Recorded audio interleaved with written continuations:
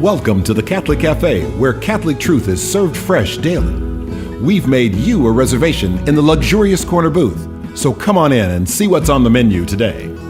Now, here's your host, Deacon Jeff Drzymski.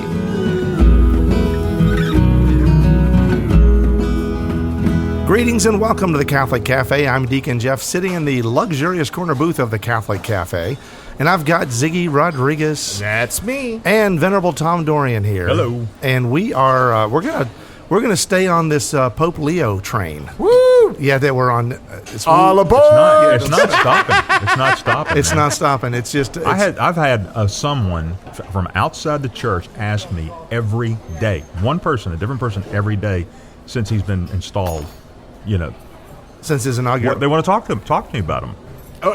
There's a report. I don't know if this is legit or not, but it's being said that Google results for how to become Catholic have increased by 373% since he became Pope. Now, wow. Maybe that's true. There's a lot of stuff that's unsubstantiated on social media and news, so I don't want to just assume that that's true. But if it's true, that's pretty big. Well, every time there's a new pope, I don't want to diss any of that information, because there really is always a buzz when there's a new pope. I remember when Francis was pope, when he was first named, there was a lot of like, this guy's interesting, and there were a lot of discussions, and they've fixated on every detail, as they have with Pope Leo. Mm-hmm. They've fixated on every detail, and what I love is what comes out of the Vatican now is all this. I mean, every address, every mass he does, they just print every word,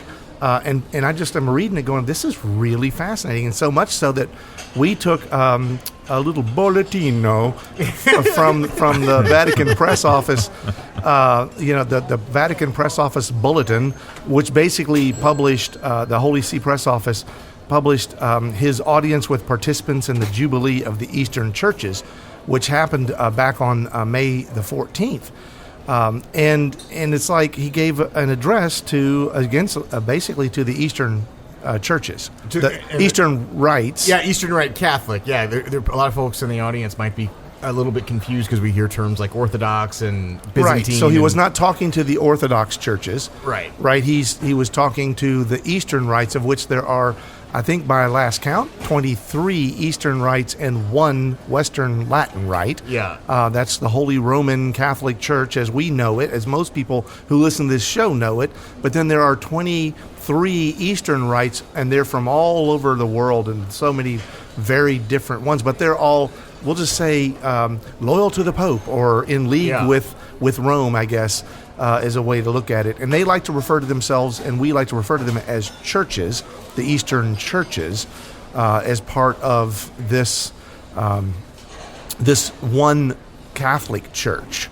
Yeah, I mean, a lot of our listeners are probably familiar with the fact that the apostles spread to different places, and and so John was one of the apostles who went out to Greece, and he's associated with the traditions of the Byzantine Rite Church. St. Thomas, the apostle, went to southern India, Kerala, and if you look at the rich history of is it Syro-Malabar Rite? Syro-Malabar Rite, that they actually, their liturgy, they still speak Aramaic, and they trace themselves back to St. Thomas, and of course Aramaic is not a language that is native to Kerala, India. It was something that was brought, except for in Aramea.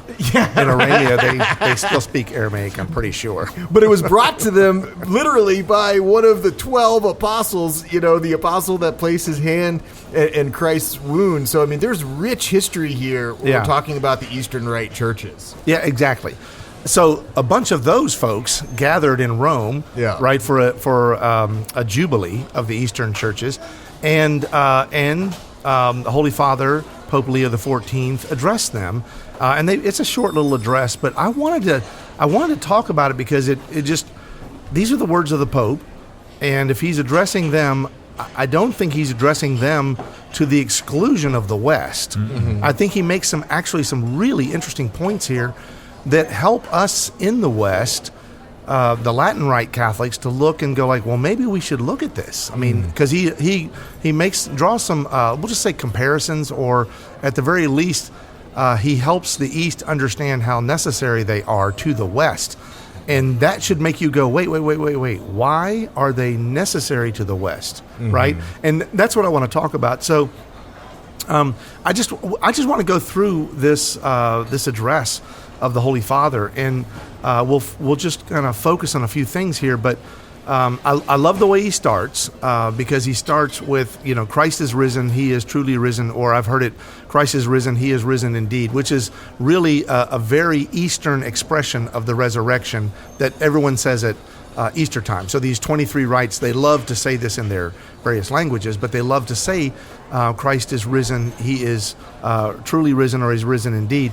And so he starts his presentation to them in there, to the Eastern faithful, but then he kind of starts talking about the priceless heritage of the Eastern churches, and again, this is news to some of the West, right? Some of us are so comfortable where we are in our experience of liturgy, spirituality, and we'll call it church, that we don't always stop and think like, oh, that's something they do over there in that church, and it's a little different than mine, or whatever, and we don't usually venture over there. But Pope Leo is asking us to, in a very unifying way, to look at each other, right? To look and smile at each other and say, hello, what are y'all doing? And what are y'all doing? And how can we learn and love from each other?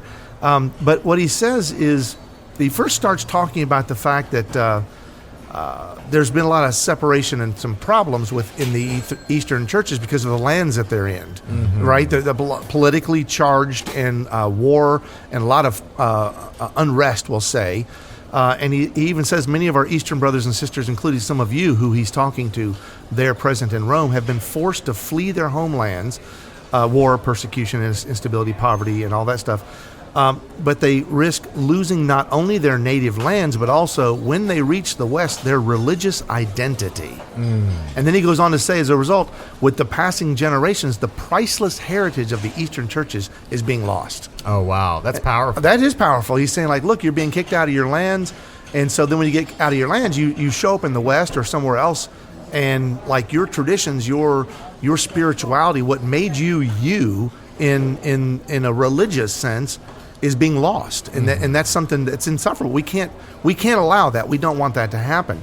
Now, he starts talking about the churches and talks about them being in the diaspora, right? That the East is sort of like spread out all over the place now. They're not always in their homelands. I mean, some of these places are like Iran and Iraq, right? The Chaldean churches and some of these churches that are they have ancient Christian roots, and yet they're in places that it's not friendly. And people might hear that term diaspora, like in the news, oftentimes associated with like the Jewish people, because they spread after the destruction of the temple back in 70 AD. They spread, throughout the world, right? But there's a lot of different cultures and ethnicities who are in a state of diaspora, and what we're seeing here is the Eastern Rite churches. A lot of is sort of being pointed to as a diaspora because of the political realities that a lot of these Eastern churches they're face. Spread out everywhere, and they risk. It's like the Jews. Some of them lost the sense of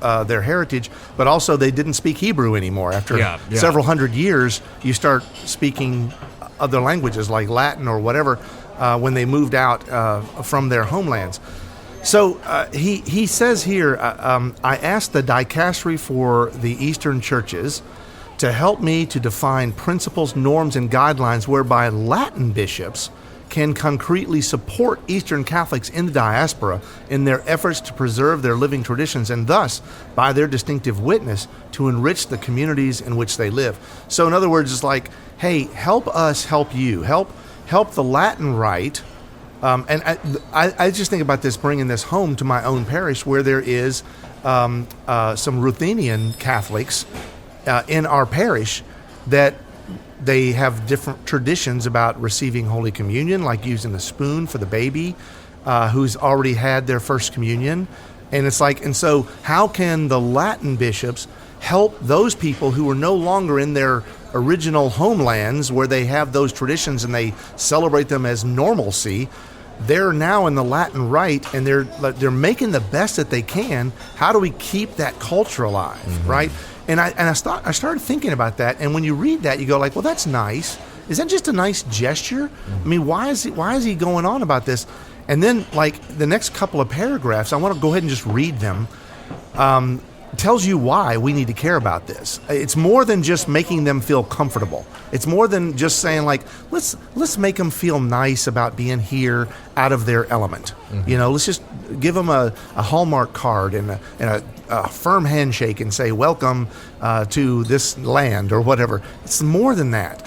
He's actually saying something profound here. And so I'm going to read just the next paragraph and a half. The church needs you. Okay, he's talking to the East again. The church needs you. The contribution that the Christian East can offer us today is immense.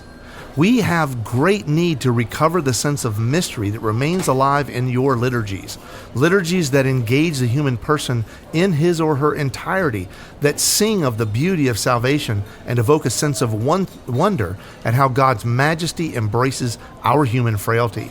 It is likewise important to rediscover, especially in the Christian West, a sense of the primacy of God, the importance of mystagogy, and the values so typical of Eastern spirituality: constant intercession, penance, fasting, and weeping for one's own sins and for those of all humanity. It is vital, then, that you preserve your traditions without attenuating them, for the sake, perhaps, of practicality or convenience, lest they be corrupted by the mentality of consumerism and utilitarianism. Your traditions of spirituality, ancient yet ever new, are medicinal.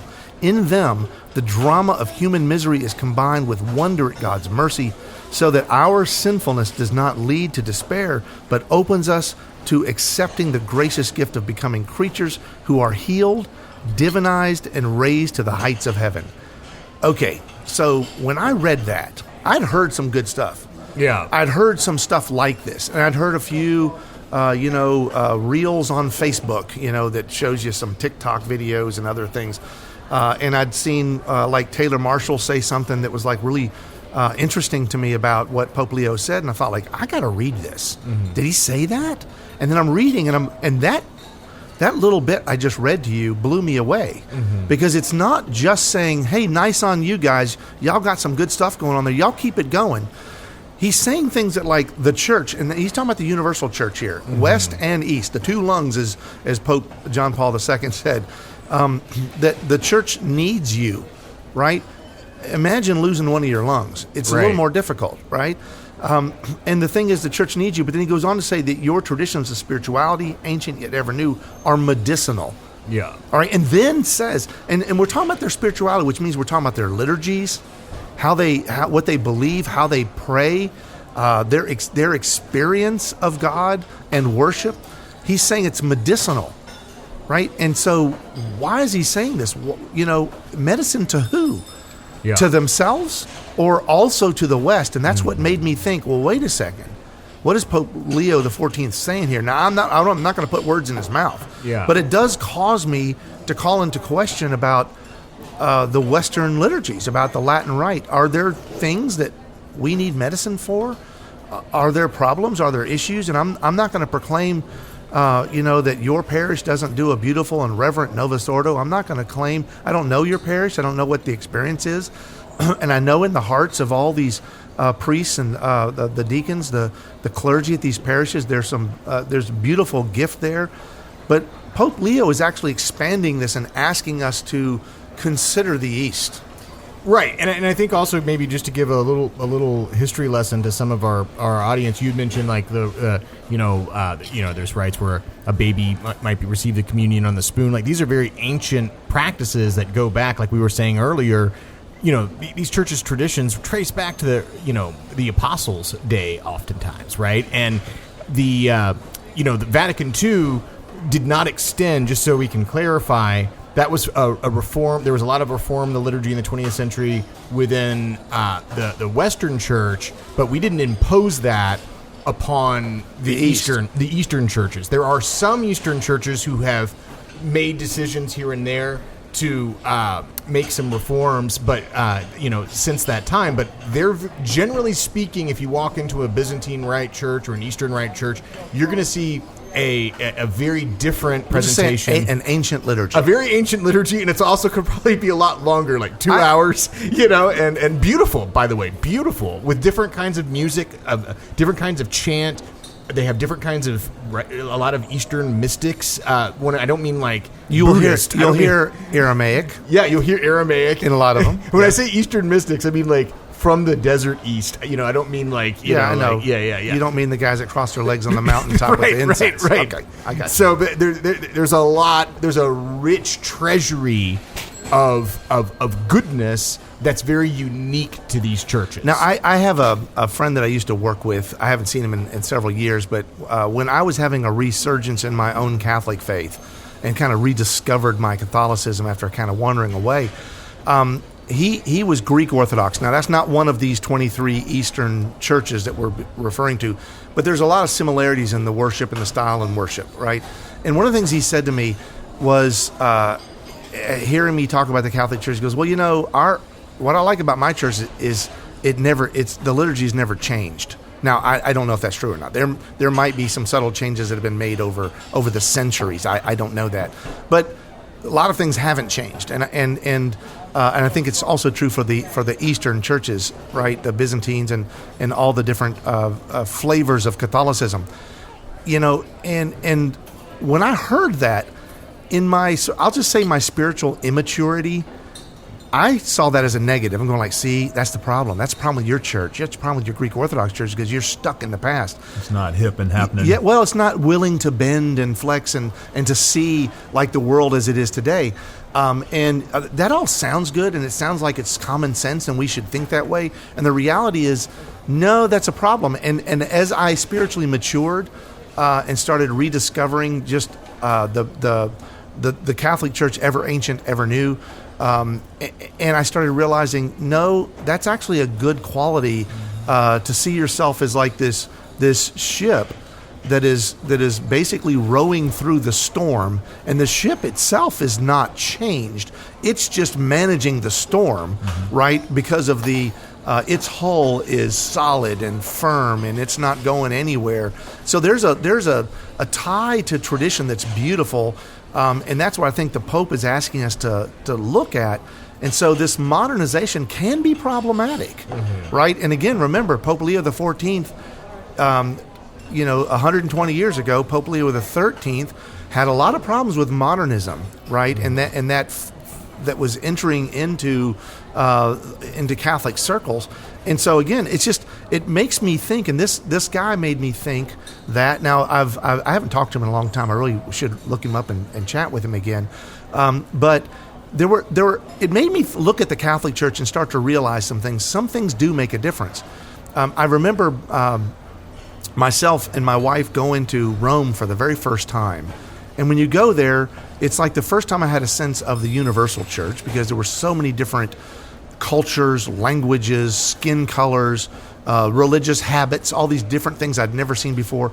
And these just gargantuan, beautiful churches, edifices that had been there, some of them, 1,500, 1,800 years, and seeing some things that were 2,000 years old as our church, and going, okay, there is something about this that's just absolutely transcendent in time, and it's for all times.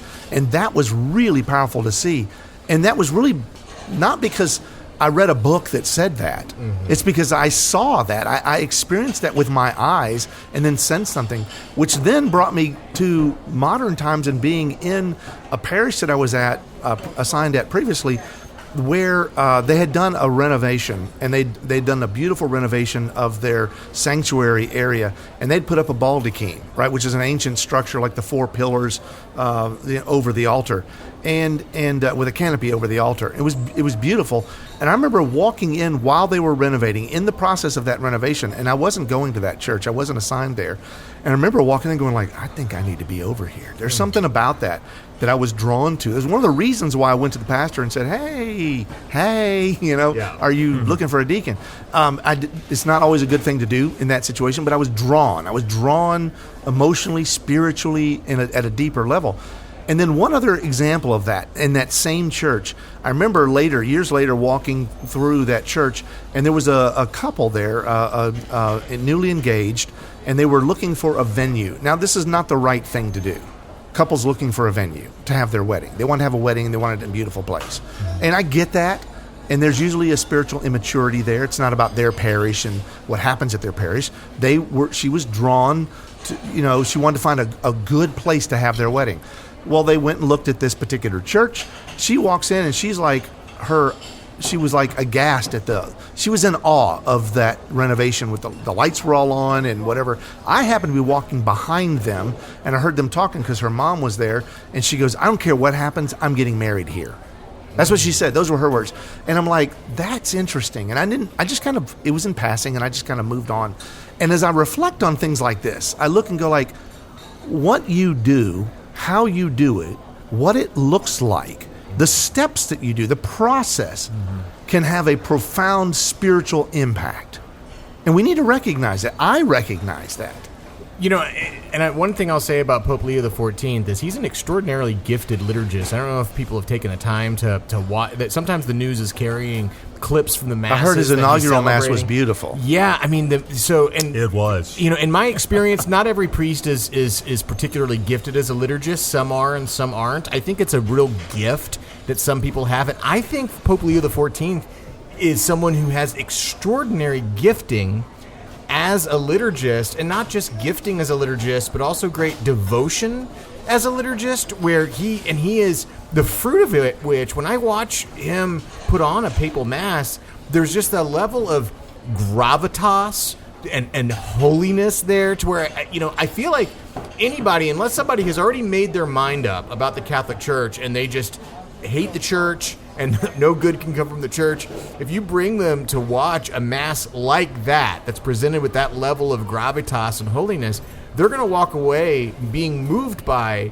the sacredness of that moment, the holiness and the piety of the moment, regardless of whether you're Catholic. There's just something about the beauty of the liturgy that moves the heart.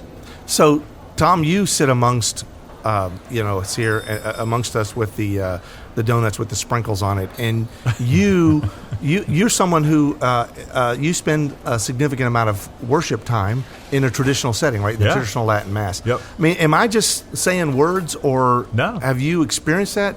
Describe your experience. Oh, it's spectacular. It's exactly what he's talking about. It's exactly with the Eastern block of the church. Same thing. The reverence, all the above. What's cool to me, the whole takeaway for me on this bulletin, and also the Mass, his installation Mass, is he's being a father. If you really look at what he's doing, he's building up this side of the church by not tearing down the other side of the church. He's building both sides up at the same time and raising us up at the same time as well. Or helping a side that may need to revisit some of the, exactly, the difficulty, and saying, look, this is beautiful. And then cause the other side, maybe the other lung, to say, are we beautiful too? Yeah, why is that beautiful? And maybe we should look at that and see if that can inform us and help. Raise our game. Just like a dad would do. I love that you bring that up about he's being a dad, because, again, Pope comes from Papa, means father. Right. He's our spiritual father. And this is not about papal infallibility. He's not writing an infallible document. This is an address to a bunch of people. And basically, we need to pay attention to the Ten Commandments and honor your father and your mother. And we need to honor our father, honor our dad here. Listen to what he has to say, and not be accused. Say and do. That's what he did in the installation Mass. He did exactly what he says in this bulletin. And so you can see that. I need to. I'll have to watch that, because it's everywhere on there. And so that's beautiful. But it just tells me that we can, and I say we, I mean the Universal Church. But specifically, I'm in the West, in the Latin Rite, and I know, having seen and experienced myself, this transcendent beauty that quote unquote takes you somewhere, like worship that takes you somewhere, and it just caused me to question for myself. You can question for yourself if you want, but I just look at it and go do we rush maybe sometimes too much? Have we simplified some things? Are we worried about the schedule and the parking lot? more than we are about that transcendent beauty and that willingness to go deeper into our faith, to take us somewhere, wherever that is, and for however long that needs to be. Do we shudder when we go like, that parish, like they're chanting everything in Latin? Why do they use a dead language? Or do we worry like every time we see like, oh, here comes the incense, it's like this is going to be one of those long masses. and we think we can fall in that. Now, I'm not always preaching to the choir. There are people that or maybe I am. There are people that don't feel that way. And God love you. That is awesome.